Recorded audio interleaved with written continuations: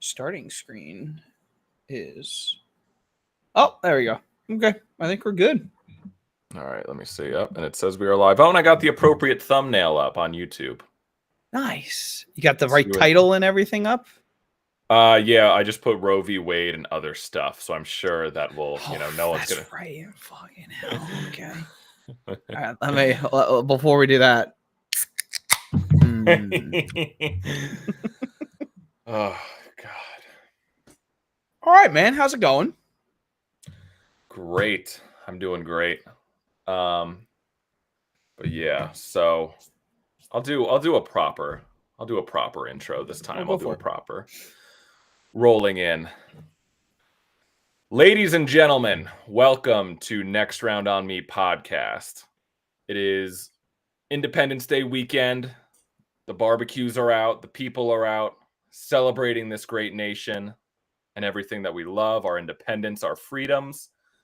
But as everyone knows, there was a very dark day in America this past weekend. The legislative powers that be have taken away some very fundamental rights of the people. We are at a very dark time. We are seeing that people are losing their rights. Government is stepping in places where they shouldn't be. It, for some of you, might not be a great day of independence or weekend of independence. And we should reflect on that. And of course, I am talking about the rights that have been taken away of the government cracking down on e-cigarettes and Juuls. How did I know that after all of that, right? That I was like, he's not going to be serious about this. He's going to try to segue. I know. Is that real? Not a fan. Wait, are you telling me it is 100% real? All right, tell me more. They're trying to distract us with all of these other news stories, but the real story that affects my life personally, and Josh, I know that you are not a fan of me and my nicotine habits. I hate it. Neither is Marissa, rightfully so. I look like a douche vaping all the time. It is my vice, but it is my body, my rules. And I just think that... Oh, okay. Wait. So, in all seriousness, all right, so I can't because this will be a much quicker topic of conversation. What rules or regulations did they change or set in place for vapes and e-cigarettes?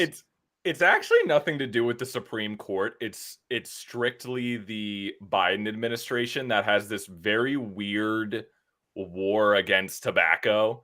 So they're cracking down on specifically Juuls. I don't know exactly the exact legislation, but they're really making it harder to buy and purchase Juuls and vapes, and they're cracking down on pretty much all, just any kind of vapes. First, they banned the flavored e-cigarette flavors and pods, and now it's they're trying to crack down specifically on Juuls. I don't know. I don't like Juul. I don't use Juul. But yeah, I don't know exactly how it's going to affect me and the vape that I use. Is Juul just like a specific brand, or is that a specific type of vape? Like what do you mean by define Juul for me here? It's both. It's a type of vape and it's a brand. It's the you're buying the type of vape. That's what it is. That's not what you do. You don't like those. No, I don't like them. But I use a different brand, but I haven't been able to. It's been harder for me to get the exact kind of... I have like one of the many. It's not a very good flavor. It's barely a flavor, but it's not straight tobacco, so it still doesn't smell. So now it's even been harder for me to get in certain places the pods that I do. And I would like to quit. I'm sure I'm getting all of my microplastics into my body, but I mean, for me, if anything more, it's a financial thing that I shouldn't even... The fact that I spend money on it is disgusting. But yeah, so anyway, no, but seriously, after that whole bit, I was enjoying your intro so much too. It's so positive, and it was like Independence weekend, and I'm pretty slow, and partway through it, I was like, oh boy, I thought I knew where you were going with it, and then you did another Yui on me. I was like, oh okay, now we're not even talking about that. Now we're talking about e-cigarettes and Juuls. But well, yeah, there's we're been a in lot very of dark craziness. times. Yeah, You gotta make humor out of it. I'm you so do. sick of the debate. I'm so sick of the conversation. You know, Roe v. Wade, of course. I am not a fan of the legislation to overturn it and ban it. You and I have Oh, had this conversation yeah. before. So I don't know. I mean, is there anything you want to say? I mean, we've learned a lot this past week about the Supreme Court and their power. Is America going down the tubes, Josh, as we know it on the So, Independence Day? well, couple of things that I want to touch on. I don't want to. I mean, this is such a crazy. I mean, we could talk about this for hours and hours. I think both of us don't want to, but we could. This is a very huge, deal. There's a lot of opinions. There's a lot of viewpoints that we could talk about. Number one, I just want to mention, was it literally one of the first episodes that I was on here with you when it was just the two of us that somehow we talked about our bar conversation that we had with Marissa about abortion, right? Did we did not kind of discuss that a little bit on the podcast, or am I making that up in my head? We did briefly go into we did have an episode where they were flirting with banning Roe v. Wade. That's when the leak first came out. We did mention that. That's when the news first broke. So we did talk about it very briefly, but now it's it's actually happening. It Yeah. happened. So I kind of thought that was just funny, and I don't want to say funny, very ironic how we had that conversation, I don't know, a month or two ago, and here we are now where, in my opinion, abortion was kind of on the side burner for a while. Like, that used to be a very big topic of conversation. Like when I was like younger, when we'd hear like presidents like trying to get reelected or whatever, right? That's a big topic. And then it's kind of like, I don't know when Roe v. Wade got passed and everything, but it just kind of seemed like, okay, this is just a thing now. We don't need to like harp on it. It was more of a hot take if you were against it or whatever, because at that point it was like a federal law that it should be available to everybody. But basically, at this point for me, the one thing that I saw that like I connected to so much, I don't remember if it was a comedian or if it was like I think it was a talk show person. I don't remember which one. Might have been Noah. What's the Trevor Noah. Trevor Noah, thank you. I think it might have been him. I really do enjoy my TikTok feed because somehow I have made it be a very good balance of both conservative and like liberal points, right? So I like see both. I think he definitely falls more on the liberal side, but I think it was either him or somebody else said something that it's just like both sides are or it's just they suck. Like they have to pick both sides. You're either pro like you're either okay. I think this is how he phrased it. You're either against life, right? You hate life, or you hate women. Those are your two choices, right? And it's just like you're either on the side that says that people think, oh, you want to kill all the babies, right? You're pro-choice, you're pro-abortion, you want all the babies dead, right? Obviously being dramatic here, but that's how some people view that. Or you're pro-life, which means you hate all women, you want all women to be forced to have babies, and it's just I hate it. I hate all of it. It's such a in there's so many different scenarios and situations that you have to be able to like look at it individually, in my opinion, to make me have to pick like this is what I want all of the time. Like, are there some instances where I would, in my personal opinion, rather somebody not get an abortion? Sure. And are there sometimes maybe I think it's okay to allow them to do it? Sure. But I don't have that option. I have to be on one side of the fence or the other, it feels like. And both sides of the fence suck. So I don't want to be there. So that's kind of, I mean, I've really been enjoying just seeing how I've been seeing a lot of comedians kind of poke fun at it. And it's just, for me, like, that's what I need, man. Cause like you see the people, there's somebody who made like some of the women out there. I don't know if you saw the meme. It was like this really aggressive woman just yelling at this dude, or in the camera, just yelling, my choice, my body, my choice, my body, my choice. And somebody was like, you're not having sex anyway. So, because it was just a very aggressive, scary looking woman. But anyway, I mean, it's a very crazy situation. I am sad with the recent decision for sure. It is definitely feels like a step backwards, and I don't feel like we've had a step so clearly backwards in a while, right? Like, there's issues, racial issues, with whatever these issues are. It's like, okay, they're still there, but we're trying to progress. This definitely feels like the first time that I can think of where it's like really did seem like we might have taken a step backwards here, and I'm shocked. And I think more so than anything, I am in disbelief, probably like most of America, how 6 people who we didn't even elect, I don't even understand the Supreme Court system. So don't let me pretend to know what I'm talking about. But that's what scares me the most, is like this really shows me like, dude, how much power do we have as the people? How much power does the president have? Whoever it is, Donald, Joe, whoever, these 6 people just decided. And also, it's like apparently most of them, when they were like put into the court or however that works, said that they were like for it, like they were like sided on the side that they were like okay or good with the whole Roe versus Wade thing. So I don't know. I mean, I could ramble on and on forever here about this, but I mean, that's kind of the summary of my thought. I really don't have too much more to say about it other than that. It was definitely, in my opinion, a little bit of a step backwards. And we've got 6 people who just seem to be can decide whatever they want to do with America, and we just have to follow suit, which is pretty crazy to me. So I'd love to get your take on this. Yeah, I think I guess I should. I hate that I have to, but I guess I should specify my stance on Roe v. Wade. If anyone cares what the fuck I think.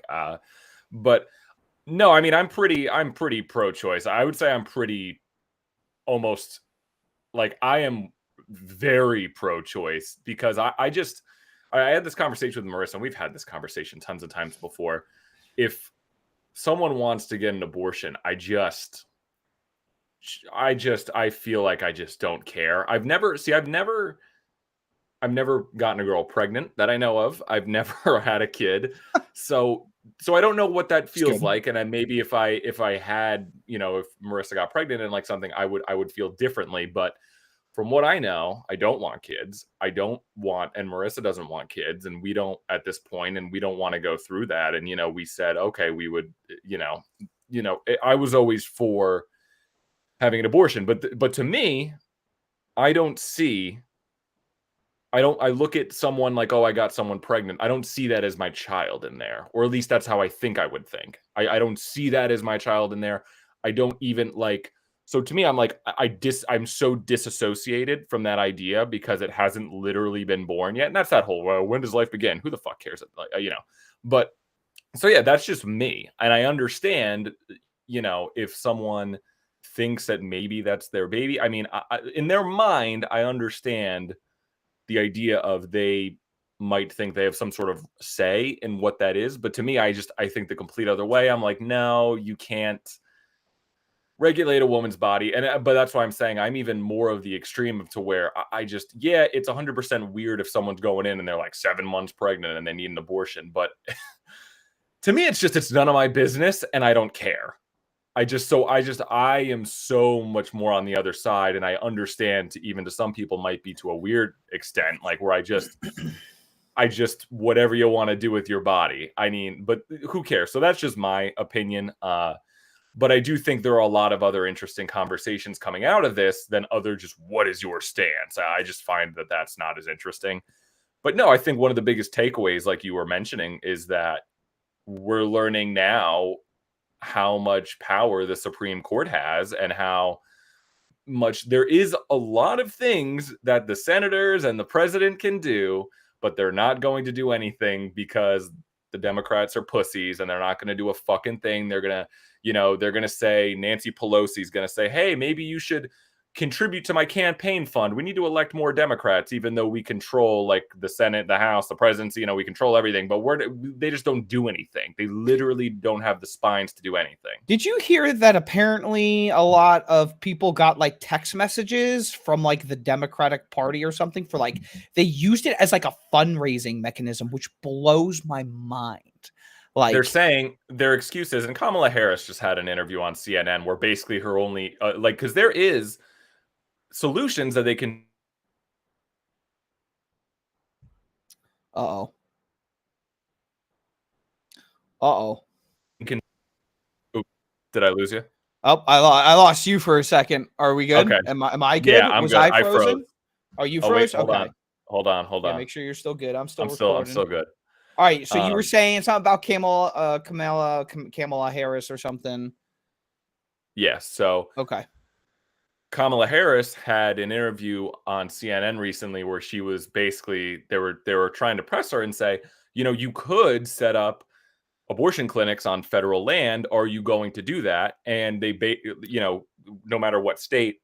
And she basically dodged it and was like, well, you should contribute to our campaigns because we need to elect more Democrats in to make a difference. And it's like, you've proven to us that you're not going to do anything.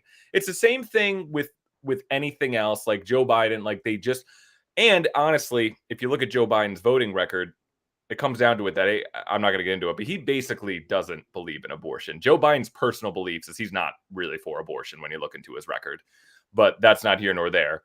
Huh. So I think, yeah, it's interesting that the Democrats are pussies. The Supreme Court has too much power, and they're just in this weird place right now. I don't know, like, if they just were like, I don't know if they take time off and they're like just coming into office now, like, all right, game on. This is what we're going to do. But they have been doing so much stuff recently in the Supreme Court, some stuff that's not even been talked about because of the ban of Roe v. Wade or the overturn. And yeah, I think that's one of the most interesting things is that we have this court of what, like 7 or 8 people that have all this power. And, you know, the president can kind of do something, but he kind of can't really. They can smack it down and say anything is unconstitutional. And so they really have all the power. And it just goes to show that the people that are in power are not supporting what most of the American people want. It is overwhelmingly the majority that most Americans want abortion to be legal.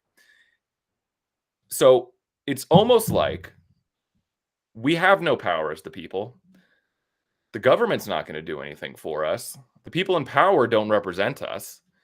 It's almost as if we need to take matters into our own hands. It's almost like we need to organize on some sort of online message board, and we need to come up with a plan. And maybe if we all got together and marched to the Capitol building and, you know, stormed it and held the senators hostage, it's almost as if we might get something done. Well, say, here's something that you just said that really resonated. I was doing a bit. For are you? Yeah, I mean, I got it. But one thing that you just said that like really resonated with me here was, I mean, yeah, like, okay, so you made it very clear earlier that you were like definitely sided, like pretty much on the side of pro-choice, right? I definitely think personally, I probably lean a little bit more to the opposite side, a little bit more pro-life, but I'm not some like but what resonated with what you said to me so much, I think that you are in the majority in our country. And if this is a democracy and it comes down to what do the majority of the people believe or want, I think you're right. I think the majority of people in America believe that it should be an option, right? Doesn't have to be an option for me. I don't have to do it, but it should be an option, right? Mm-hmm. So why is it that these 6 Supreme Court justices just get to decide? I just Googled real quick because I was curious. It was passed in 1973. Mm-hmm. Right? So what was that? 40, 50? I can't do math. Like 50 years ago, basically, right? How did this get brought up? What made this come back and like were they just sitting at a table having lunch one day and they're like, let me just go through some old legislature that we passed. That one's interesting. What do you guys think about that? Should we get rid of that one? I don't know how I feel about that one. Like, how did this even get brought back From up? Like, what I understand, and this is just me going off of what I know. So when Trump was in office, whoever, if a Supreme Court, and again, this is from what I understand, I could get some of the details wrong, but I'm pretty think I know how this works. So when Trump was in office, or I should say, back up, a Supreme Court justice is appointed by whenever they need a new Supreme Court justice, right? Like someone they're in there for life. It's like whatever the president is like currently in office or something, right? Oh, I lost you again. Hey. Oh, hold on.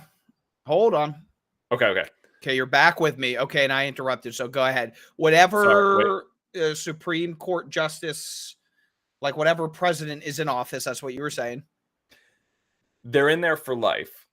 And only until they decide that they want to retire or that they fucking die does whatever active president get to have a pick and say, you are the new Supreme Court justice. The president picks. So what happened when Trump was in office is the passing of Ruth Bader Ginsburg, the person that was responsible for Roe versus Wade.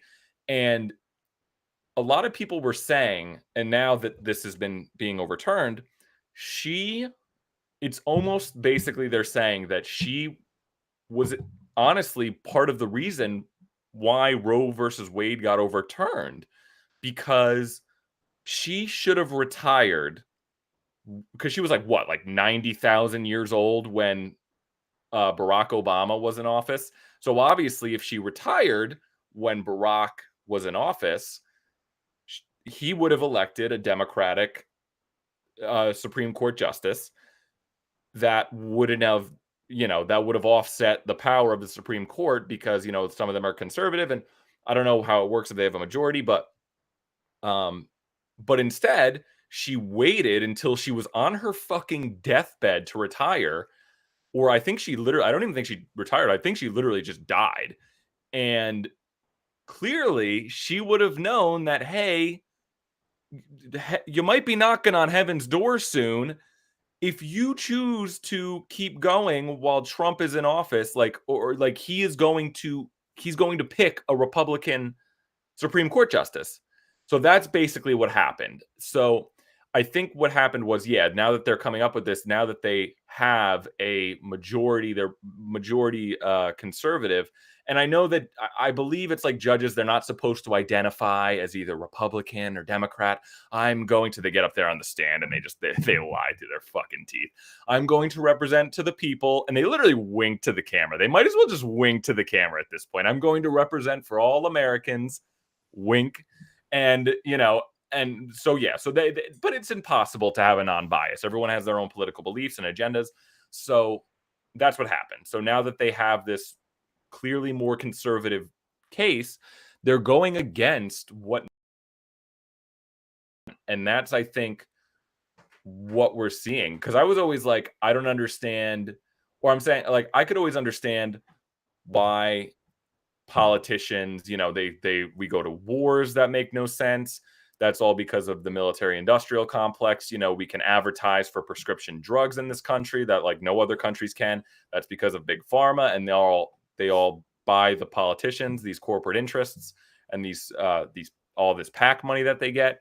But I was always like, what is the financial backing for the politicians for something like Roe versus Wade? And I think it literally just comes down to it's these 7 people in power, or however many, that are they genuinely are more conservative, and they just choose to overturn this legislation that is not in favor of the American people. So it is kind of interesting because, there really isn't, I think in this case, there really isn't a monetary, political, I mean, it clearly like you're going to tank in the polls because it's so not popular, but it's, they are just doing it from a pure their own beliefs. So I've got I think I have the answer. I think this is what we do. Storm the Capitol. Would you? before we do that, here's what we do.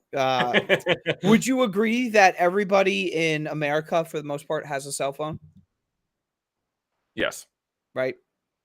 I mean, I know some 13-year-olds who aren't, they're not able to vote, but they have a cell phone. Okay. So every legislature, whatever you want to call it, that is tried to get passed, let's just send out a mass text to the American people, and you respond with a Y or an N for yes or no. There you go. Problem solved. I don't want 7 people representing the millions of people that live in this country. So, that's what they should do. They should just send out a mass text, and then we'll all just vote. There you go. Yeah, I mean, that's an idea that actually Joe Rogan has brought up before. Has he really?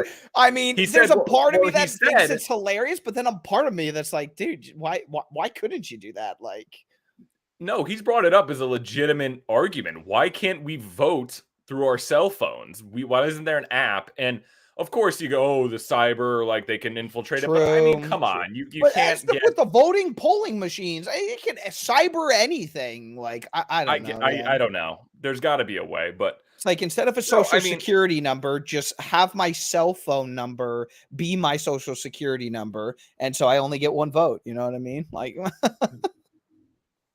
Yeah, there's also been this idea of the people that I listen to politically on the internet. There's been this really interesting idea that what they think how voting should go is, I forget there's a term for it, but basically when you go to vote for president, here's what you do. Not only are you voting for president, but in that election, you also have, like, say, the top 5 biggest issues in the country, right? The top 5 biggest, whatever, like, hot button issues there is. Do you want abortion to be legal? Yes or no? Do you think marijuana should be legal across all and decriminalized across all boards? No, seriously. Pause for 1 second, just so I can acknowledge the fact that the first thing you brought up is definitely what is most controversial in America, and then you went straight to weed, right? That's this is the example that they always use. Oh, or okay, like, right, do you want Medicare for all? Yes or no? Okay. Do you want student loan debt to be relieved? Yes or no? And basically what they do is, yeah, you vote for the president, but when that president gets in office, those 5 or 10 hot button issues, whatever the majority of the American people or whatever they think, regardless, that president has to do those, whatever that majority is for those top issues. They have to do what the American people want. Well, but then you got to talk about the repercussions, right? Because like when we were talking about, because the one topic in that I'm very hesitant about is the student loan forgiveness, because we saw what happened when the president gave us a bunch of free money and checks, and here we are now. And I mean, I'm not looking to debate anybody here. Some people are saying inflation and gas prices, and they just blame the Ukraine war. And I feel like you have to know that there's more to it than just that, but fine. If that's what you think, great. But to me, I think it also has a lot to tie in the fact that we were in some really tough times with COVID, and I don't know who you want to blame for all the stimulus checks. I don't think that was technically Biden. I think that was more Trump, honestly, right? Knowing that he's probably not going to be president and somebody else can deal with it, right? No, he probably thought he was going to win, actually. So I don't know why. But I mean, here we are, and we're in some really tough times. And I think we've now had 2 consecutive quarters where we were like, have gone down, which that's all it takes to be in a recession, apparently, is 2 consecutive financial quarters.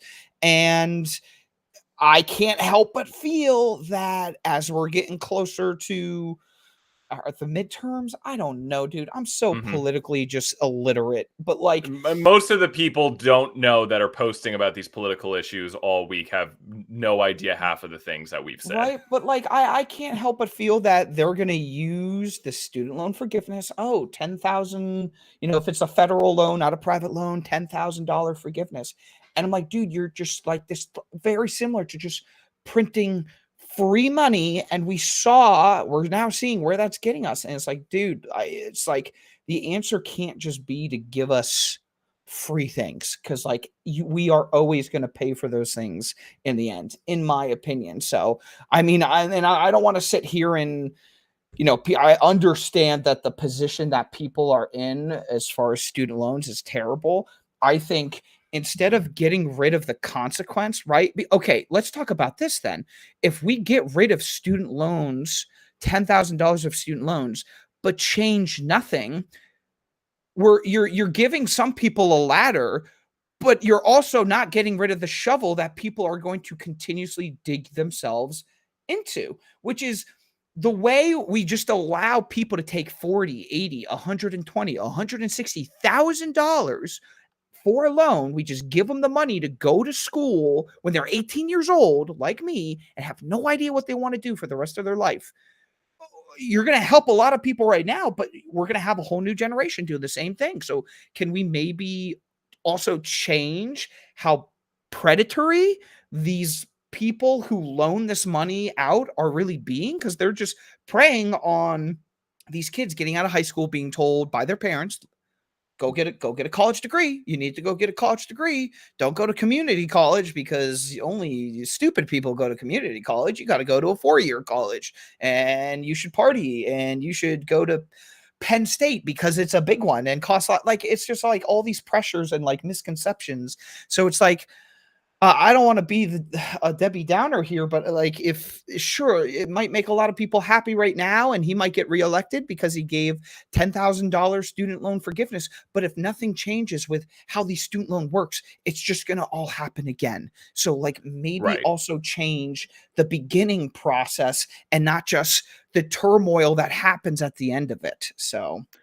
I think from what I understand, what you're saying is that it's a one-time fix for, like, you're giving everyone that has student loan debt now, we're going to give them $10,000 or however much relief. But then the further generations, that's not going to change anything, in the education system. Correct. It's just going to all happen again. Right. No, I agree with where you're coming from. I think the idea is people that do support that, and I do, is that I totally agree with you as well, though. But I think where they're at is like, no person, no president is going to do fucking anything. But I think to some people, it's like, it's something. But I do agree where you're coming from. I think you need complete education reform. I think, I don't want to, this is a whole debate for another day, but I think, I think colleges should be free. I think it should 100% be free. I think healthcare should be free.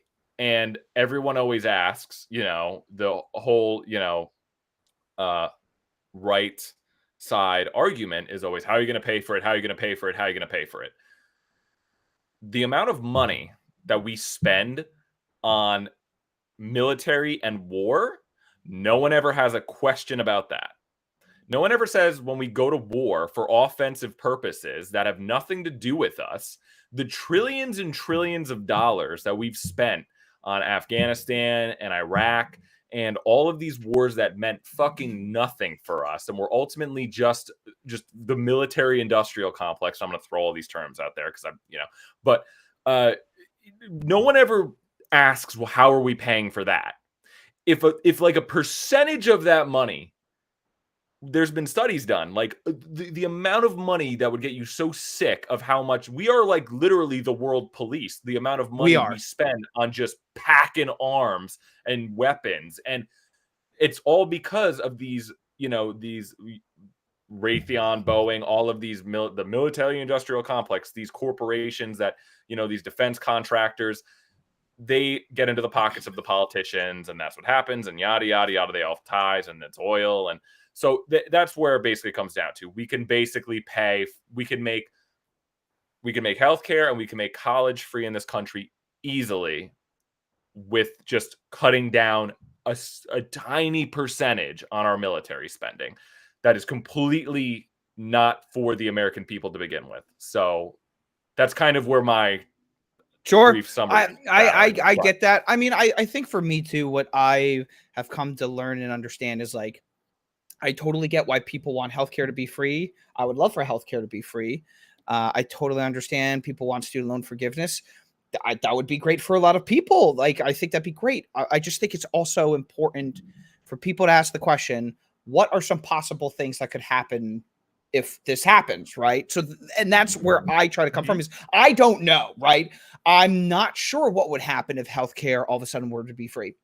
Now, I love the idea of, right, because there's a lot of different things. Okay, if the healthcare is free, are we pulling those funds from the military, right? Or are we just going to start taxing the American people more to pay for the free healthcare, right? So, like, Bernie those are Sanders, obviously different things and right. different consequences of those situations. So, yeah, no, that's why I was such a big Bernie boy. He had a very good idea about, you know, how do you pay for college? It was basically I don't even know if he went towards military spending. He definitely talked a lot about it, but he basically was talking about it was something with the stock market, like every stock exchange on Wall Street that happens, you pay like a percentage of a penny for every stock exchange that's made on the market.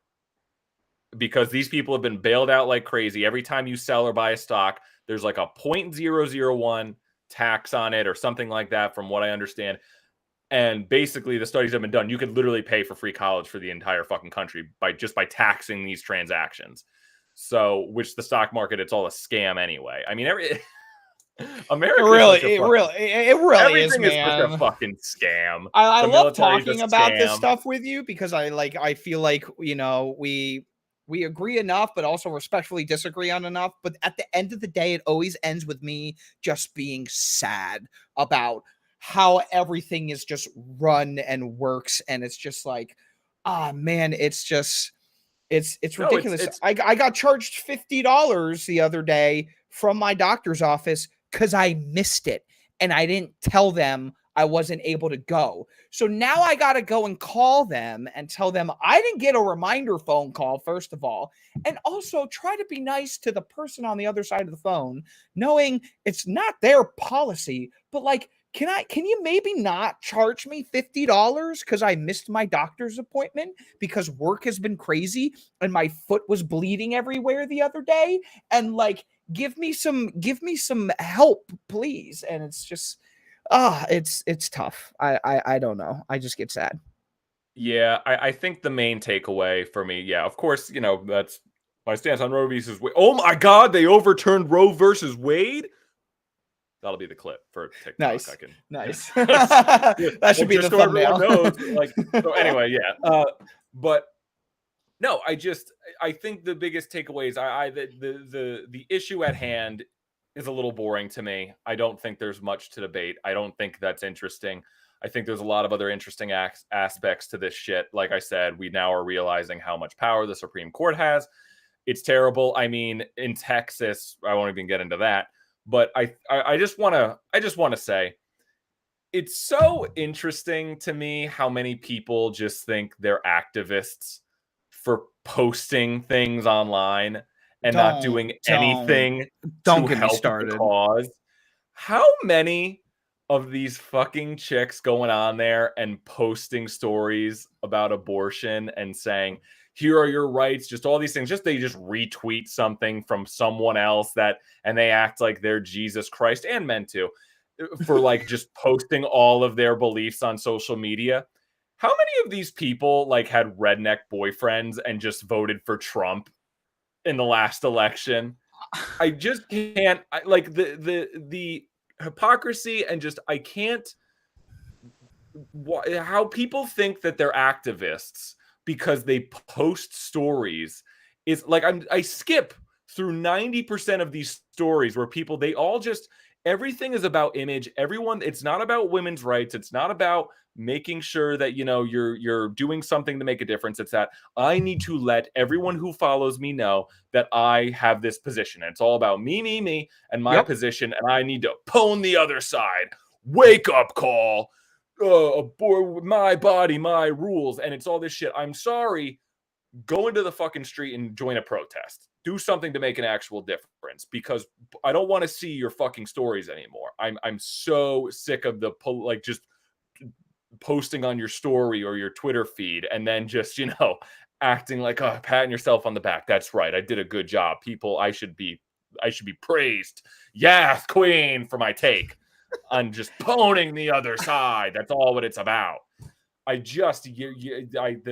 You're such a brave activist for coming out here and saying that. I can't do it. I can't do it. I agree with you so much, and I'm trying to think back to when and how did social media become this thing that people just decided I'm going to post all of my political or religious beliefs on this platform, Facebook, Twitter, whatever, and let everybody know. I cannot stand I don't unfriend people, but I unfollow so many people that I'm friends with on Facebook and Twitter because I don't want to, like, every waking moment it's just a shared post, a shared whatever of here's a story about, and when everything was going on with George Floyd and Black Lives Matter, right? Everybody had to, I had both sides. I had people, all lives matter, right? Asian lives matter. It's not just Black Lives Matter. And then the other side's going, oh, it's not about,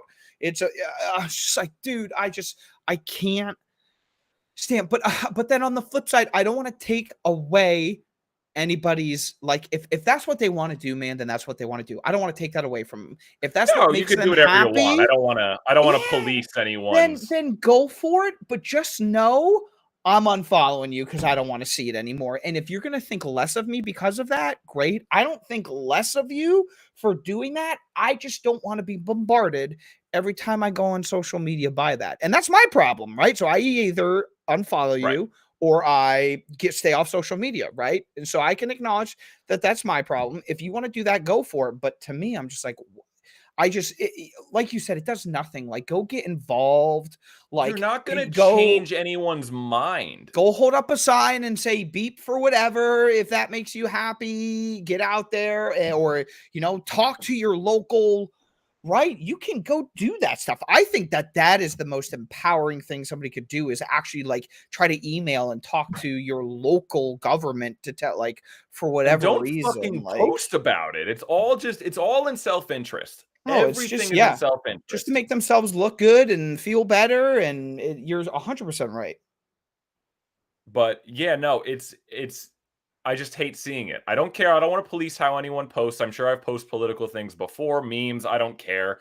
But just I've even seen takes of people saying online, I've seen on Twitter people being like, take note of all of your male friends who are being silent right now on this issue. Oh my I'm not going to God. fucking change anyone's mind. Nothing is ever, yes, Twitter, the public town square where civil discourse has always been very cordial and respective, and people have really been able to broaden their horizons from the 127 characters they see on Twitter.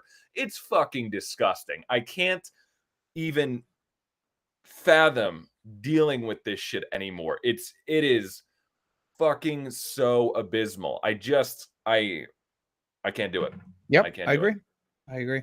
But yeah, no, there was one other thing I wanted to say about it, but no, I just, again, you're not going to change anyone's mind. You're not going to, make anything different. It's all in self-interest, but yeah, I don't know. So yeah, it's a dark time. By the way, in other news, Ukraine was nuked. That's not true, Just is it? kidding. Oh my God. No one, everyone's taking down. It's God, I just can't even. You know what it is, Josh?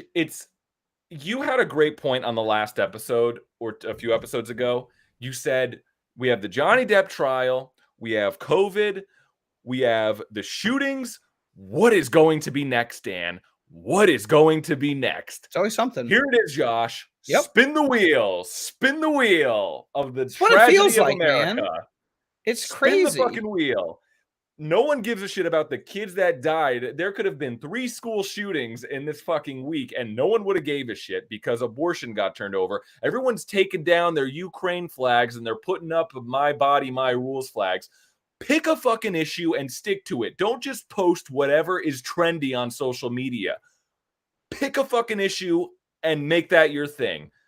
It's whatever is trendy to be an activist about. And it's all just fashion. It's political fashion of making sure I'm on the right side of That's history. the best way to put it. You're right. It's I'm representing representing the right side. I am all in it for my own self-interest. I don't give a shit about anything else. I am not going to leave this fucking phone screen. I'm not going to get off my ass and do anything else. Granted, I am not going to do anything else, but I'm not pretending like I am. Here's what I'm going to do for next episode. I'm going to find a piece of positive news, and I'm going to hopefully it'll be not just a local, but it's like, seriously, I can't remember the last time I was watching CNN or Fox or whatever and saw like positive, like, hey, good news. This just happened. Awesome. Like, that doesn't happen. And it's sad. It's got to be there somewhere. So I mean, I'm going to find it for, what's the good news? White Claw now sells a 24-ounce can as opposed to the 20. So Okay, now nice. I can look 4 like a more total ounces. dirtbag. It's almost we're almost so close as to where White Claw is just going to start coming out with 40s. It's like, be a homeless scumbag and be a basic bitch at the same time. 100 calories. Oh man. Anywho, tell me about your foot. What happened? Oh my God. Yeah. Okay. Tell me this story. I want to All hear right. this story. So let me just preface this with like, viewer discretion is advised. Or I shouldn't say viewer, listeners be advised. The upcoming story might be a little grotesque for some. I don't think it's overly so, but it could be a little gross. So anyway, I have had some plantar warts on my foot, and I have had them for far too long, like 4 or 5 years, and they never really bothered me, and I knew that they were there, but like most younger guys, just like, yeah, it'll be fine. I'll be fine. And I just kind of let it go. And then as time went on, kind of, you could like feel them once in a while, and they kind of like bother me, but it's like, oh, whatever. What are plantar warts? So yes, so I've had warts on my foot before when I was younger, but okay. So as far as, once again, I'm not going to pretend like I'm a doctor here, but normally warts are, and you can get warts anywhere, right? There's normally a bump, right? We'll say your arm, right? You have a bump on your arm, right? It's just a wart. It's like a little bump. A plantar wart is normally on the bottom of your foot. It's plantar for plant, that means foot probably in Latin or something. And what happens with plantar warts is, because since you're walking on them, they aren't allowed to grow like superficially, like come out of the skin. So basically you push them into your foot because you're walking. So they kind of grow inwards instead of growing outwards. Okay. So yeah, kind of imagine like something not trying to grow out of your skin, but it's actually growing further into your skin, if that makes any sense, right? So it's a weird thing, whatever. There's over-the-counter stuff. It wasn't working.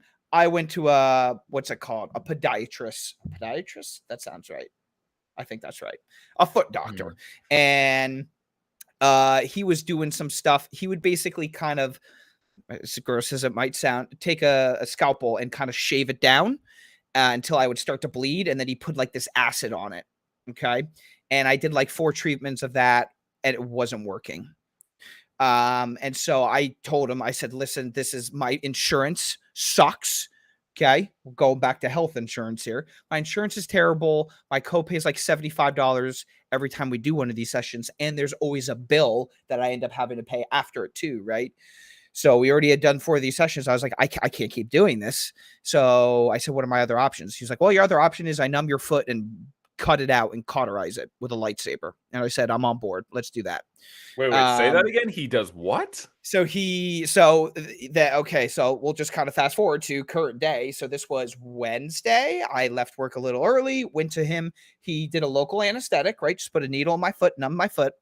And he just takes a scalpel and he started cutting like into my foot, right? Like a hole, a crater into my foot. Right? Word. So he's intentional. So he started working on it, and I kind of flinched for a second, and he's like, oh, you feel that a little bit? I was like, a little bit. And so he numbed my foot up even more.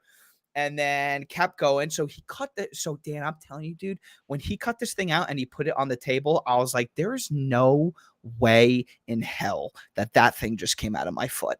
And it's just like this, like penny sized, like thick, like it was disgusting. And I was like, you need to show me that when you're done. So then he gets out this other machine and he puts this metal thing under my leg. I'm like, what's that for? He's like, I need to ground you. I was like, are you about to electrocute me or something? And he's like, well, this is like a cauterizing tool that uses electricity to burn. And so he said cauterized, and I was like, that's a lightsaber. I'm going to tell people that you're lightsabering my foot right now. So he takes this like tool and he lightsabers my foot, and my foot starts smoking like it's on fire, and it smelled horrific. It smelled like burning hair and skin, and it smelled terrible.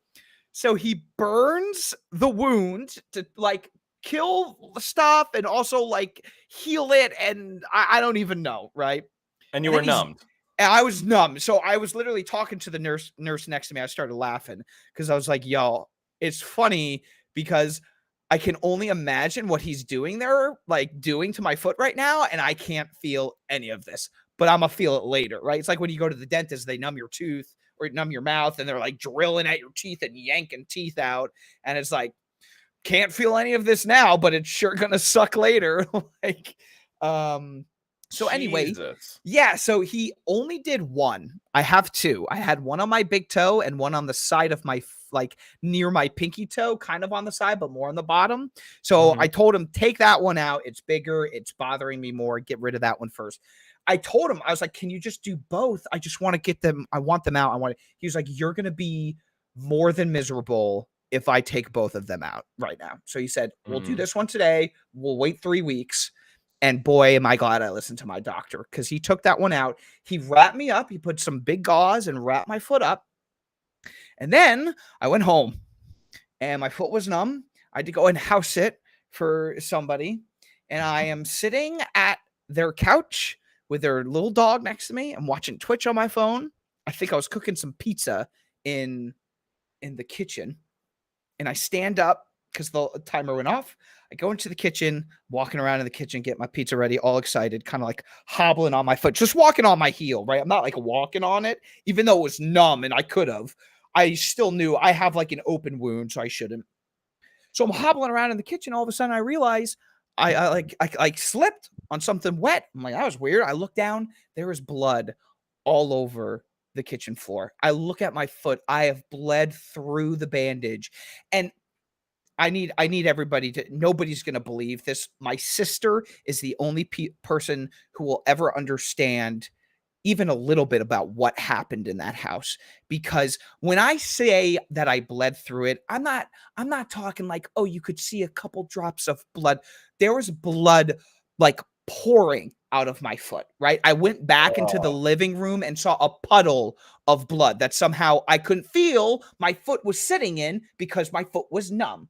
Right? So I am panicking because there's blood on the carpet. There's blood all over. I grab a doggy bag, Dan, and stick my foot in the doggy bag because I'm like, I don't know how to stop this. I have no extra bandages or anything. I'm thinking, who can I call? It's like 10:30 at night. None of my friends live on my side of the river. So my sister told me she didn't have work this week. So I call my sister. I go, Janelle, I need you to get some oxy spray. They didn't have anything there. Like all of their bottles were like empty. So thank God my sister saved my life. She came with more bandages, all of this cleaning stuff. And I'm literally changed 2 doggy bags before she got there. And my sister's not good with blood. So when she opened the garbage bag and literally saw doggy bags full of blood, she was like, oh my God, what happened? Because she brought me like 1 gauze and like 1 little bandage. And I was like, Janelle, that's not enough. And she was like, you said you bled through. You didn't say that you were like dying and bleeding everywhere. And I was like, sorry, I guess I should have been more specific. So were you able to control the bleeding with the doggy bag? Well, it was just filling up in the doggy bag, right? So I have this bandage that I've just bled through, and I'm freaking out a little bit because my foot is numb. So I like the whole thing of pain is it tells you how bad you're hurt. I have Oh god. nothing telling You have me nothing. how bad I am other Well, than seeing you all could the have been blood on the floor. you could have been losing a significant amount of blood. I don't know how much. Yes. Correct. So Oh, that was my concern. So I had my sister there. She got me the new bandage. She got me like this big ace bandage too. So I wrapped my foot super tight just, to apply pressure so it would stop the bleeding too. And it was a whole fiasco. I texted my boss and and she was like, "Take the day. Don't worry about it." Um it was a disaster, and it was just like I couldn't believe. And of course, it's not happening at my parents' place or my own place. It's happening at a friend's place that I haven't seen in years, and now I've got to talk to them about, I spent hours like scrubbing the carpet trying to get it out. I did a really good job. There's still a little bit, so I think honestly if I didn't say anything, they'd probably never notice, but I'm going to tell them when they get back because I feel terrible. But yeah, and so then in 3 weeks, I got to do this again with the other one that I'm hoping isn't as big and is as deep. But who knows? I'm gonna tell him, bro, you better wrap that thing up. Like, do not put the little bit of gauze and bandage that you did last time because it was terrible, dude. I mean, you saw the pictures I sent you, man. Like it we was saw you like got. I thought it was going to be a much different story. I saw the picture. It looked like your 3 toes were cut off. It looked like you literally I got your mean, toes cut off with a knife. nah, that's how much blood it looked like. That like my sister literally thought like my foot was like cut off. Like there's It just looked like like that. it was just blood everywhere, and it was just like if I were to show you the wound now, it's like yeah, there's a hole in my foot, but you'd be like, how did so much blood come out of that? It was a lot. So needless to say, with work and all that, this week has been pretty exhausting. So I'm just glad it's finally over. The pain isn't too bad today, which is nice. And the bleeding has stopped. I got to look at it finally, like the wound itself with like no blood. So I could get like a clear view. Dude, this guy dug a hole like in my foot, man. Like there is a crater in my foot right now, and I'm just like, I showed some other buddies. They're like, dude, how does that even heal? And I'm like, I'll let you know. I don't know how it's gonna heal, but it better. So God, yeah, it's that's quite wild. very eventful. Yeah. It sounds like the first season of Breaking Bad when Jesse and Walt first killed that man in the house, and like I'm picturing you calling up your That's a sister. really good, like, yeah, 100%. They have to put him in the tub, and they have to put him in that big barrel of acid. You're calling up your sister like, Jesse, I need you to come over here with the barrel. It Where's really the body? was. Where's Yeah. the body? And I'm the just poor picturing. dog is just sitting on the couch, like looking at us, so confused, like what's going on. But yeah, I don't normally panic. I'm normally pretty good in stressful situations with the different jobs I've had at restaurants and stuff. But I was panicking, dude. It was just a mix of am I dying? Am I losing so much blood that this is going to be a problem? And also I'm bleeding all over my friend's house and like this is not okay. And then realizing what situation you're in when your foot is in a doggy bag that is literally filling and pooling up with blood, and you're just like, I don't know what to do. And then you call your sister to try to help bail you out, and luckily she came and saved the day for me, so thank God. God, or shout out to her. Yes, thank you, Janelle. Thank you. Shout out to Janelle. Yes. I know you're watching or listening. But damn, how do you top that story? So, I mean, I wanted to hear about you saw the new movie Black Phone, and I'm curious. Yeah. I wanted to know about it. What did you think about the new Ethan Hawke horror movie Black Phone, Josh? Yes. So This I is a thought movie adjacent podcast, but yeah, so we had somebody from that other podcast, right? There was like some friends who like do like a horror podcast or something, right? And yes, shout out to Rich. Yeah, and they asked us a couple episodes ago or so, like favorite video game, horror video game and horror, right? And I think one of the things I said was, oh, I really like thrillers. not so much like super into horror, but I really like thrillers. And this was classified as like a thriller, a suspenseful thriller. And I saw somebody post it on Twitter that it was really good. So I just went out on Monday and watched it. I really enjoyed it. Here's what I want to say though. I unfortunately, right, it's all circumstance. So as if you listen to our last episode, you would know that me, Dan, and Gene all talked about the last 3 episodes of Obi-Wan Kenobi, and we varied very differently on how we enjoyed it, how we viewed it, what we wanted, what we got it, all that stuff, right? And so it made me and we've been texting each other the past week about different people's takes, how this person agreed with us, but also agreed with you, whatever, right? So I kind of went into this movie annoyed because I feel like people have been so critical about Obi-Wan, and I'm just so tired of everybody having to be so critical about everything, right? It's just like, if you enjoy something, just enjoy it. No, just and I don't watch it, right? I'm not one of those people that wants to tell you you're wrong or take that away from you. But I just like want stupid shit. I want everybody to understand that I went into watching Black Phone with this mentality of, I'm really tired of having to be, and that's literally what we do on this podcast. And a lot of people do, right? It's like, yeah, you tell your opinion and your feelings, but ultimately you get down and you get critical because that's like part of the process. It's like needed. But like sometimes I'm just like, sometimes it's fun, I guess. More so I just like complaining about Captain America's shield, but whatever. So anyway, I went in to this movie thinking very critically about it because I saw how critics loved it so much. So I was like, okay, let me watch this movie and try to understand what critics like and why they like this movie. So let me just say this. I really enjoyed the movie. I thought it was really good. I liked the whole premise. The acting was great. The kids who acted in it were great. Really fantastic. I heard they were good. Lots of times kids can kind of be, to me, a good kid actor is just adequate, right? It's just like, okay, he or she didn't take away from it, but didn't add a whole lot.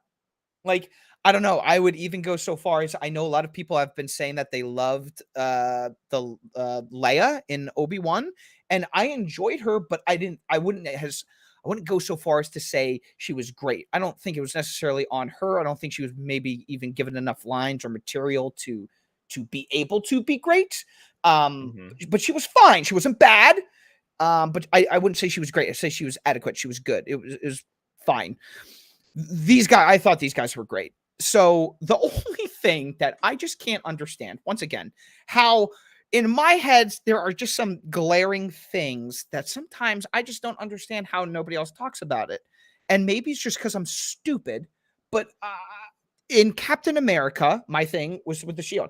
I've never heard anybody else had a problem with that. So I'm just like, I don't get it. It bothers me so much. So for this movie, do you have any premise or understanding of what this movie is about, or should I just explain a little bit? I do know it's Ethan Hawke plays the grabber. He's someone who abducts this kid. It's the 80s. Something about, and there's a phone that rings and where he's being held captive. And I know that, Ethan Hawke is in all these different masks the entire time, and that's the extent of what I know. Okay. I mean, that's pretty much, yeah. So at this point, we'll do slight spoilers ahead. Yeah, do spoilers. I don't care. Slight spoilers ahead. There, yep, is a kid. He gets abducted by the grabber, played by Ethan. And there's just a black phone in this dude's basement, and he picks it up right away, and the grabber goes, "It doesn't work, whatever," right? So this kid's stuck. His sister is like a psychic. You end up kind of finding out. You get a little bit of like, oh, him and his sister are kind of having a slightly abusive father, doesn't treat them right. Then you get a little glimpse of, okay, this daughter has dreams that always somehow are, truth and reality, right? So when she sees something in her dreams, it normally means it's true. And it seems like her mother also had these dreams, and her father right, is saying, stop talking about your dreams. It's what made your mother go crazy. It's why she's not here anymore. I don't think you know if she died or left or whatever, right? So you get a little bit of that. They just never explain anything. I never found out anything on why this girl just has psychic dreams, which kind of bothered me a little bit, but that wasn't the main part. The main part is literally the whole premise of the movie, which is this phone rings. It is not connected to anything, but it rings. And the kid picks it up. I forget his name already. It doesn't matter. The kid picks it up and he talks to people, but he talks to dead people. They are the previous people who were killed by the grabber. And they explain to him, like, hey, I put this phone wire underneath the wall to try to do this. Try using that. Hey, I started digging a hole in the ground over here, blah, blah, blah. Hey, he uses my bike lock to keep the front door closed. My bike lock code, I scratched into the wall, right? So he gets all this information and it's cool. I'm totally down with it. It was very cool. You're learning the history of the grabber. And, it makes it so it's more than just this kid sitting in a basement and nothing happening, right? Mm-hmm. But you get to and they even mention at one point, like, he hears the phone. The grabber hears the phone too, apparently. But he, like, chooses to ignore it, or he doesn't want to believe that you're actually talking to anybody. It was kind of weird, and I didn't really get that. And so then we're getting towards the end of the movie. So now, like, major spoilers here. He's talked to all of these different kids. Okay. The grabber's brother lives in the same house, right? Somehow has never seen any of these kids. He soundproofed, they say he soundproofed the basement, whatever. Waltzes on down, one of the worst looking CGI moments I've seen in a while. The grabber takes an axe, plunges it into his own brother's head because he finds the kid in the basement. And it just looked like, wow, they were on a budget for that part, I guess. I don't know. Interesting. Yes. And then there's this whole kind of escape scene.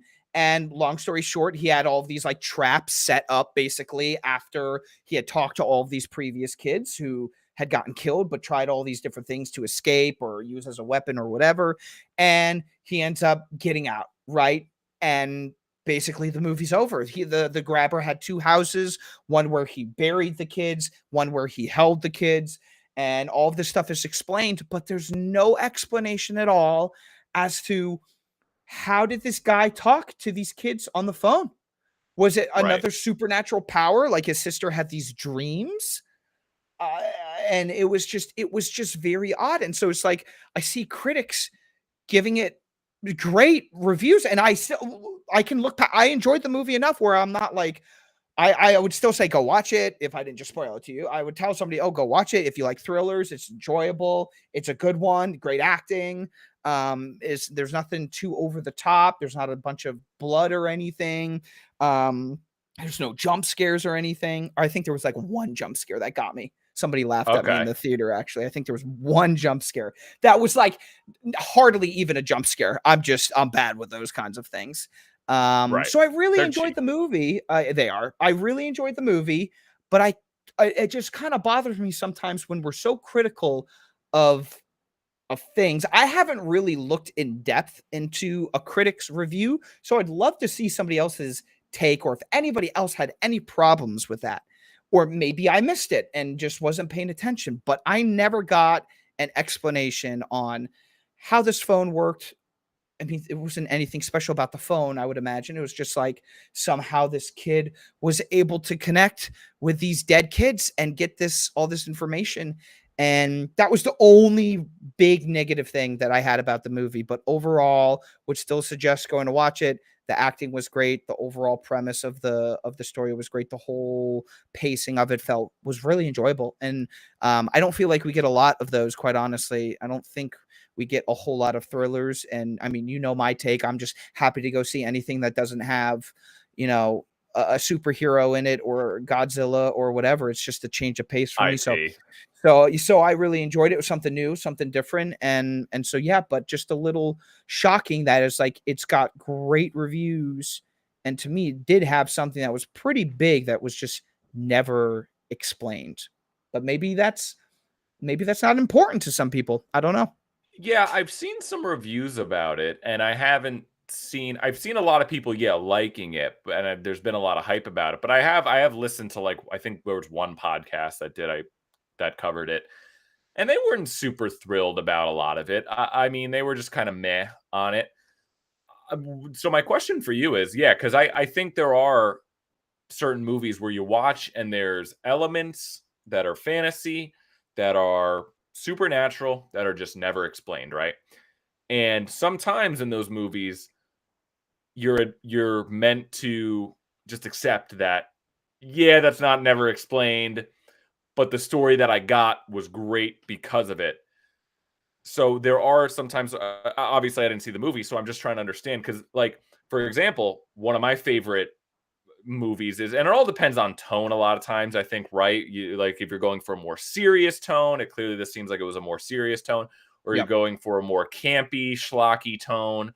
A lot of things can be, my favorite example is Hardcore Henry. The villain just has like anime force powers, and it's such a campy, cheesy movie. It's like almost literally anime inspired. It's never explained why the bad guy has superpowers, and I love that. But yeah, but because, so my question is, so you think, so you were hoping that this movie, by the tone and by everything, you were thinking at the end of this, I am going to find out the logic behind the phone and talking to the dead people, right? And you didn't get that, and so you're unsatisfied. So I get it. Again, I haven't seen the movie, so yeah, there's some things I might have come out of that movie thinking the same thing, or if, like, the story was fun enough, it doesn't matter the story that they were telling, whether or not you found out how the supernatural elements worked. They're just there, and the story was good. So I don't know. Do you think It's you a were looking really for that answer?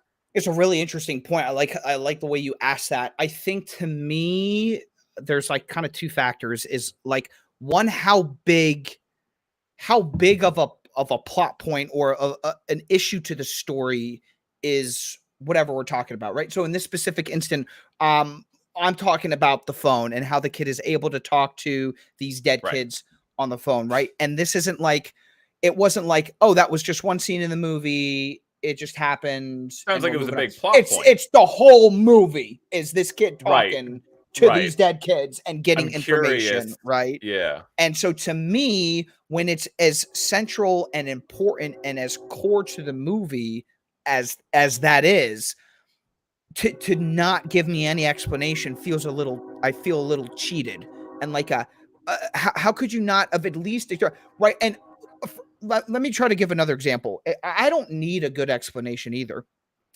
If Captain America, I'm going to keep going back to Captain America's shield, right? Of If the course. Marvel universe came out and said the metal with Captain America's shield is special, it's a special metal and it connects with him and his injection that he got to become a superhuman, that I'll accept that. That's fine. I don't need a scientific, like, I don't need a hypothesis and a whole lab experiment to show me and explain to me why.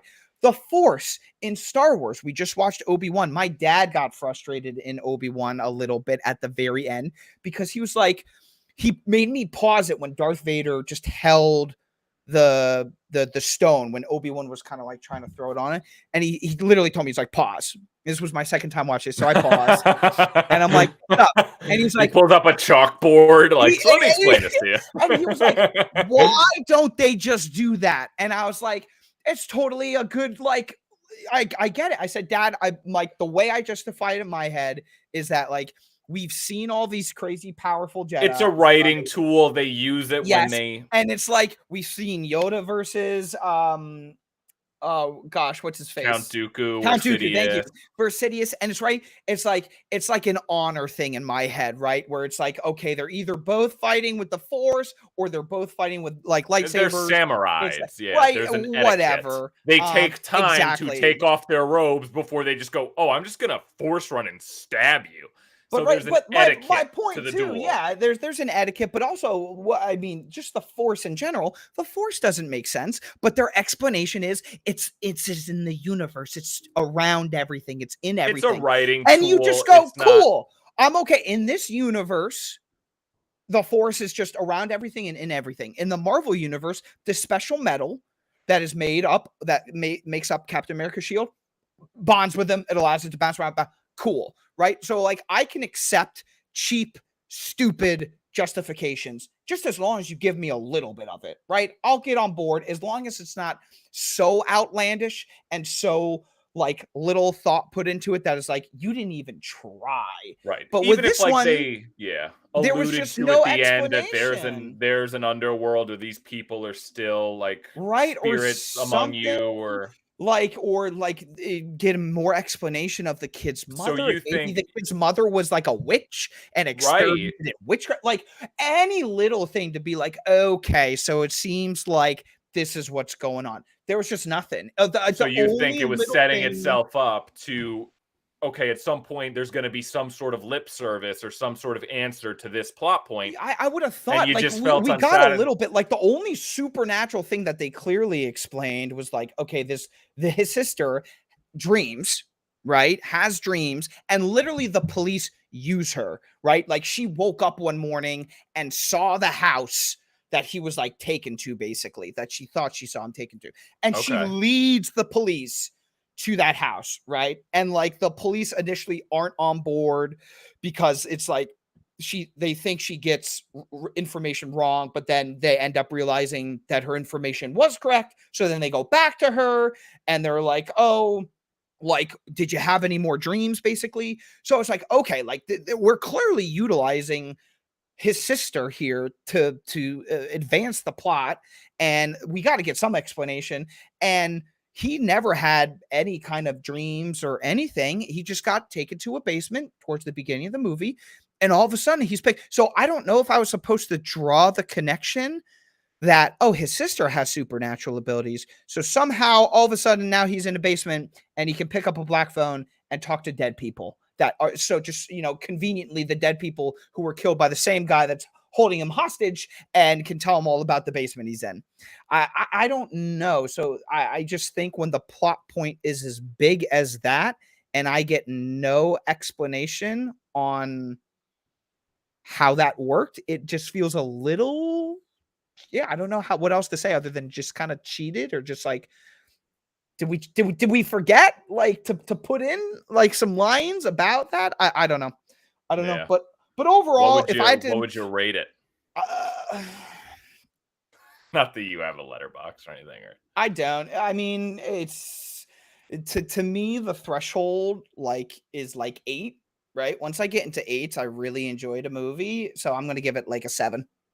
okay, it's not a bad So score.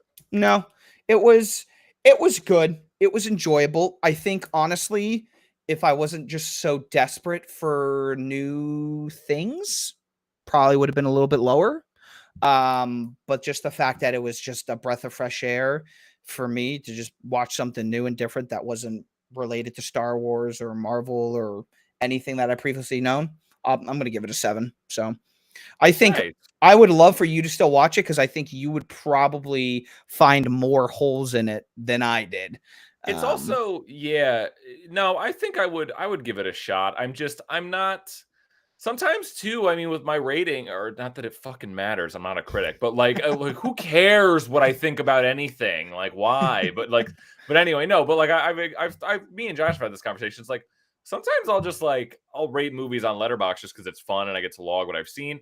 But sometimes I'll just give something a poor review, not because I think there's anything necessarily wrong with it, but sometimes it's just not my type of movie. Like there are yeah, certain movies that I just don't like. I'm not going. I could think like this rom-com chick flick is the best rom-com chick flick ever made, but it's not my kind of movie. Like there are certain movies I gravitate towards more than others. Like horror, especially like very like meant to scare you horror. Like I've seen some fucked up horror movies like that. I'm not going to say like, oh, I can't wait to rewatch that. Like it's not my thing.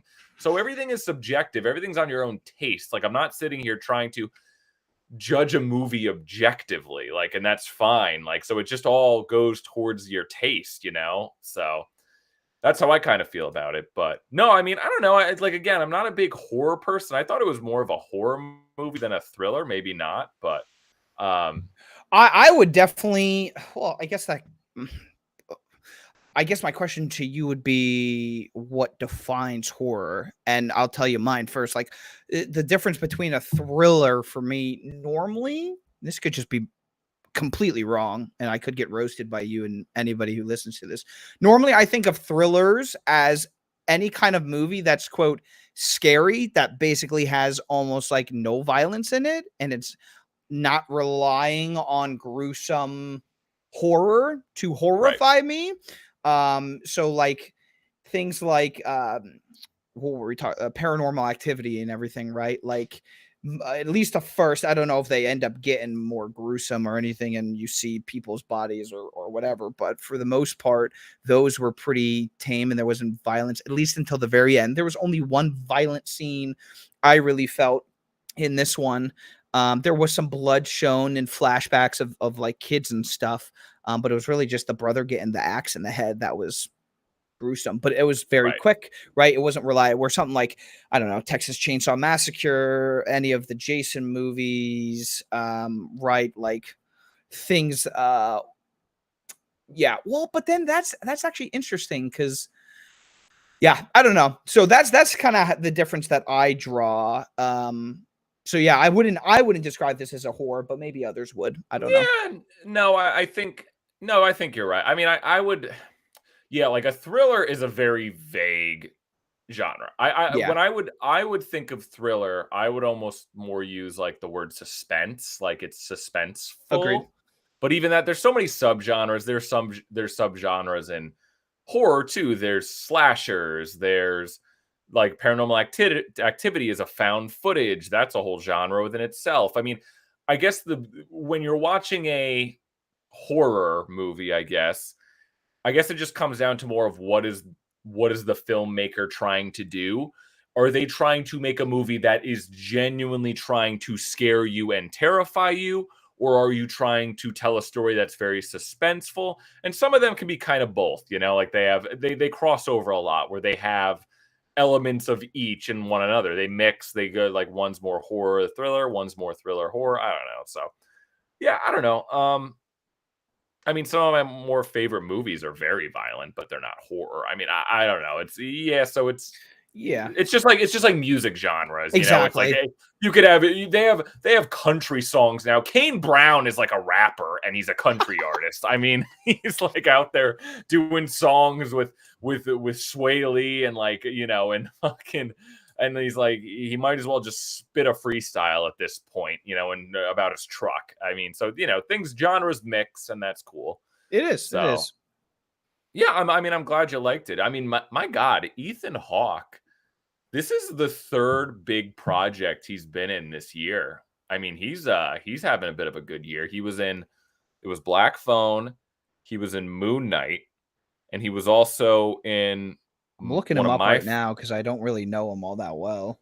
he's had a long career, but I mean, he was in my favorite movie as well briefly this year, The Northman. He was also in The Northman, so yeah, no, I mean, there's a lot of good stuff that comes out that I like. I mean, I would recommend The Northman to anyone. That was one of my favorite movies this year that I've seen so far. Oh, I I haven't. think I saw. I want to watch that too because I saw you posted that, and it was like that, and like one other thing too, Northman, and it was like something else. You almost posted. Oh, I felt like last year, my favorite movie that I saw was Dune.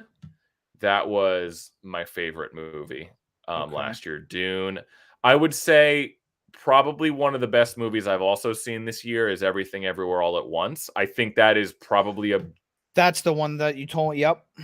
I think that's probably objectively like the best movie that came out all year. Like unanimously, everyone's just talking about and it is like it. If that movie does not win Best Picture, and I'm not even saying like because I like it more, but like no, like everyone's unanimously like Everything Everywhere All at Once might be like I've seen like some people that aren't really into movies say like oh this is like but are very analytical people say like oh this is like the greatest movie of all time. It is Jeez. such a powerful, fun, fucking great movie. Yeah, it's insane. So, but no, but just for my personal tastes of things that I like, The Northman's right up my fucking alley. It's also very it's a Viking revenge story. Very I think I think the one thing I've always tried to like pinpoint of like what I like about movies, I don't know, I'm a big Quentin Tarantino head, so I tend to stray into more juvenile things. But I do like I think I do like to gravitate towards simpler plots where they don't do a lot of too much shit. But something I don't know. But anyway, so cool. Cool. Yeah, what else has been going on in the news? Pride month has ended. Oh yes, you can no longer be Yeah. gay. I was even seeing now that they're floating the idea, not to get back into this fucking shit, but they're even floating the idea of like in Texas, they're gonna be banning oral and anal sex. Like sodomy. That was an old law. How do you how? Does it how? I just don't get just don't understand. I don't know, man. I can't even. I'm not even gonna get into it. This whole fucking shit is insane. I don't know. I mean, here's some good news. Here's some good news. Yeah, give me the good news. Ghislaine Maxwell got 20 years. R. Kelly probably gonna be in jail for the rest of his life. Wait, what the heck happened with that? I don't know anything about that. Which one? R. Kelly in jail? What happened?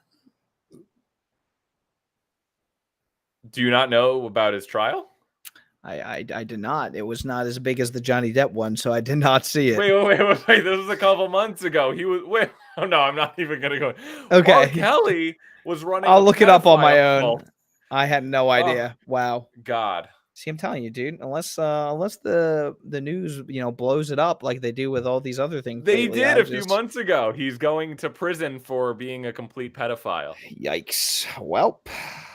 But no, anyway, yeah. Ezra Miller, who's playing the Flash or was playing the Flash, okay, is getting all these allegations because he's going completely insane and kidnapped a woman in Germany, and he's not going to be playing the Flash anymore. So that's the thing. Okay. I don't know. What about you? Any? I don't care about any of this. I have nothing to say about any of it. I'm glad that Ghislaine and R. Kelly are going to prison. Ezra Miller. I mean, at this point, I'd rather, instead of watch a movie about the Flash, I'd rather see an MTV reality show on Ezra Miller's life and an HBO documentary about how he like screams at women and like threatens people in Hawaii and like he's like going like he's literally like he's playing the role of the celebrity on the run, like just having a complete meltdown right now. Like he might make a good team up movie with like Shia LaBeouf. Like that would be a good team. But okay, all right. Anyway, I'm just talking to myself at this point. Have you been playing any video games lately? Anything good?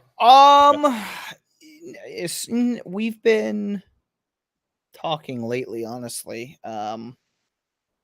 about video games and stuff. No, I haven't been playing anything new. I've just recently gotten back into Apex, and I've been playing Apex a ton by myself, basically, doing ranked and stuff, trying to rank up. Other than that, no, man, like it's not, there's not a whole lot going on, unfortunately. There's some good stuff on the horizon, but nothing currently out, or nothing new that has recently come out or will come out soon. The next big thing will probably be the new Call of Duty that comes out, I think, in October. It's not GTA 6, is it? No, I don't, dude. I don't think have they announced Grand Theft Auto 6 yet? Like, what's the new Grand Theft Auto? Is there one? Oh, I thought you just said Grand Theft Auto. I said Call of Duty. Whoa, I'm sorry. I swear I thought you said Grand Theft Auto. I'm out of it. No, I don't think. Maybe I did. I meant Call of Duty. Let me see. The re-release of Black Ops, or no, it's Call of Duty Modern Warfare 2. Let me get a release date here. Okay, no, that's the original. I don't know what they call this. Is this like the re-release? It's remastered release. Nope, that's not it either. Are you excited for that? I don't. You gotta be a little excited, right? Like it's nostalgia, right? But it is. It's going to be October 28th. It looks like that's when a beta is coming out. Scheduled for release. No, that's when it actually comes out. So I'm excited for it. Just like movies, I do the same thing with video games where I'm just like, I expect to be disappointed. And I'm just like, it's probably not going to be good. And so when it comes out and it's not good, my expectations were met. And I'm like, yep, it's trash. That's what I was expecting. And if it's not, then I'm pleasantly surprised and then I'm happy. So I'm excited for it because, you know, me and all of my high school buddies, right, even my college buddies, like that's what we play, dude. Those are our games, right? So it's going to be like in, I don't know, 10, 15 years when they come out with the Fortnite remastered or Fortnite 2 or whatever. And all of these kids are going to be like, oh my God, it's what I played in high school. Like, stuff was awesome, right? So can you imagine when we're going to be saying, remember Fortnite? I don't want to ever say those words. You should just slap me if those words ever come out of my mouth. So I'm excited, but I mean, there's almost no information that's really come out. I have a feeling once again their primary focus will be the battle royale game mode. And I do enjoy battle royales, not as much as most people do. I don't think the Call of Duty. I would rather the Call of Duty core like game modes just stick to that instead of trying to transition into a battle royale. But that's not what they're going to do because Warzone's been way too popular and has made way too much money. So, but nah, dude, that's been pretty stagnant. So for me, my sister actually said, she was like, so now that Obi-Wan is over, what are you guys even going to talk about on the podcast? And I was like, I'm not really sure today. There hasn't been a whole lot going on for me, at least, but I was like, Dan normally finds some good things to talk about. So, Yeah, no. I had one thing that was interesting. Yeah, so Marissa and I, we've been watching The Boys and Stranger Things. The last part just came out today and Yep. apparently crashed Netflix and all this bullshit. Yeah, I saw that. That's hilarious. So before we go to bed at night, we've been watching just something on Hulu, usually Bob's Burgers or Family Guy or something like that, just to fall asleep to, right? I don't watch a lot of trash TV, but when I do watch trash TV, we like to watch the Gordon Ramsay shows. I love those shows. They're great. So they're really great. There's something about a billionaire chef going into a struggling business and just screaming at them and having the producers make these middle America hicks look like complete idiot scumbags and have this billionaire tell them how stupid they are. And there's something, me sitting at home, and this is the magic of reality TV, me sitting at home and being like, these fucking idiots, and slapping your knees. You're sitting there like shoving your face with McDonald's. And you're like, these fucking losers. You tell him, Gordon. And he's like, I would never eat at this restaurant. And he's like sitting at a McDonald's and like screaming at the minimum wage teenager, being like, how do you fucking take pride in your work? And then he's like, I'm sick of this. And then he like goes out to his fucking Ferrari and then drives off into his Beverly Hills mansion. But so there's something fun about that. But no, so we started watching on Hulu. They just uploaded this show. Now, Kitchen Nightmares was one of the greats. I never really, Hell's Kitchen was fine. It was a competition. I watched there's like 19 seasons of it. I think I watched, they're good. I've watched, I think 5 or 6, but it's like, am I going to watch 19 seasons of this? I don't know. So anyway, go on. So we started watching, they on the home screen of Hulu, at least for us, it was this show that was just recently added called Hotel Hell from Gordon Ramsay. That's an older one. Well, that's the thing. I had no idea. Yeah. So I was like, oh my God, we both thought it was like a new show. So we were like, holy shit, we're going to watch this new show, Hotel Hell. We thought it was like a sequel to Kitchen Nightmares, not only like a few episodes in. Did we realize that it was made back in 2013 and it just recently got uploaded to Hulu? So I'm sure it's getting some clicks now and a bit of a resurgence. But so I was like, it was so cool to watch, like, oh, this is a nice sequel. If I'm a producer, this makes total sense to Kitchen Nightmares, because Kitchen Nightmares was so good. Just going into these disgusting restaurants and being like, you fucking pigs. And he's just screaming at all of these middle America pigs. So we start watching the show, and again, I never knew this was a thing, hotel hell. And he's like staying in these hotels. And there's this really weird thing where in every episode, first of all, it's bizarre because it's on Hulu to hear Gordon Ramsay swear and it not be censored. It takes a bit of the fun out of it. I like hearing him censored. You bleep and bleep a bleep. Like you could just imagine everything he's saying. But now you just literally hear him say fuck. But every time he's he'll stay in the hotel room, right? And the producers will follow him around, like looking around in this hotel room. And in almost every episode, he will get into the bathroom and he'll look at the shower and he will strip naked to take a shower or a bath, and they will show his ass and they will film him taking a shower. It's almost in every episode you see Gordon Ramsay's I've never ass. watched a full episode of it. I've just watched clips. I had no idea. Interesting. It's just so weird, and this is my whole takeaway from the show is I think Gordon Ramsay's a genius for, being this celebrity chef, media mogul. All of his shows are so successful. I mean, there's a reason why they're so successful.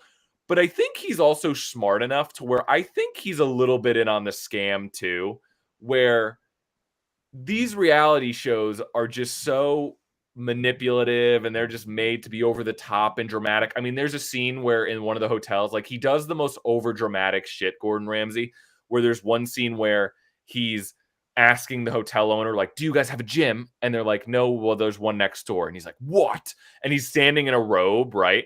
And he's literally walking down the street in a robe being like, this is fucking ridiculous. And I'm like, he's playing it up for the game.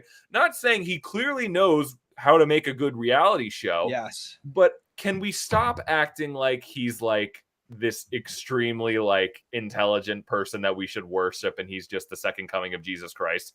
I just like he's in on it. Like he knows that he's just making really good entertainment and that's smart. But I'm just like, oh, this dude is just as trash as everyone else. He gets it.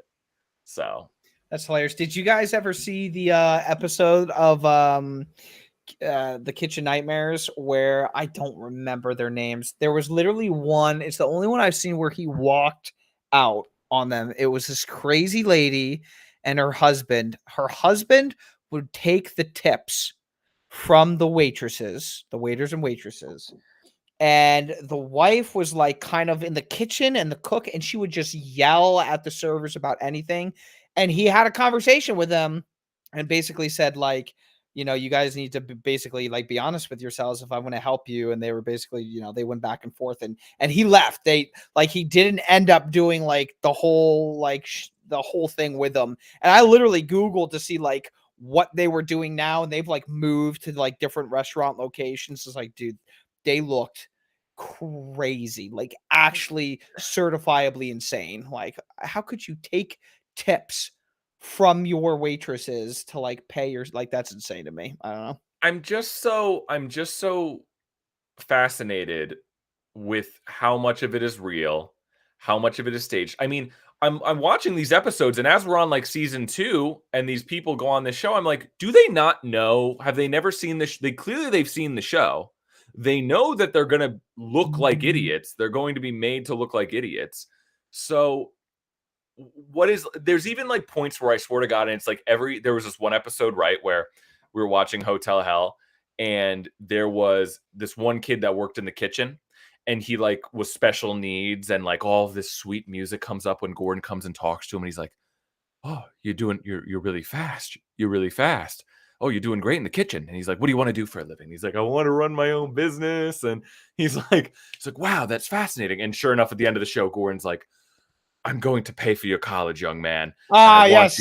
Yes. And it's like, of course, like, yes, the thing that is going to make Gordon Ramsay look like the sweetest guy in the world, of course, it's almost like the producers, they're sitting in the room, right? And they're smoking cigarettes and they're looking at the audition tapes, and they go, and they see like, oh, that one has a special needs kid in the kitchen. Look at that. Oh, we could use that as a plot point. You could pay for his college. And that'll make you look really good. The PR would be great for that. Like, I just like, I'm just so like, how much of this is so planned out? And I mean, just I can't even. So to me, but it makes for good middle America people that just want the most, like, this show that is this reality TV that's just sugar and no substance, and you want your brain to just turn into mush, which is needed. It's a good thing.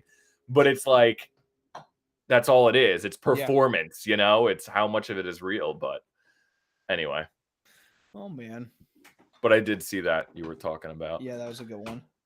So I think that's I don't know. I think that's an episode, man. I don't know. Anything I got nothing. I got no. We got. Oh my god! I just destroyed my desk. We got any questions for today? No, I forgot to post it. I mean, I can. Jason asked. Jason asked us a couple things. Jason asked questions anyways. We don't have to ask. I know, he's so good about it. We'll put up something next week. But okay, cool. All right. Yeah. So I mean, next week, follow us on Instagram. Next Round on Me Pod. Come in and leave us a review on iTunes. I always forget to say that. Leave us a review. It helps with the algorithm. And everyone go out there and get an abortion in the street.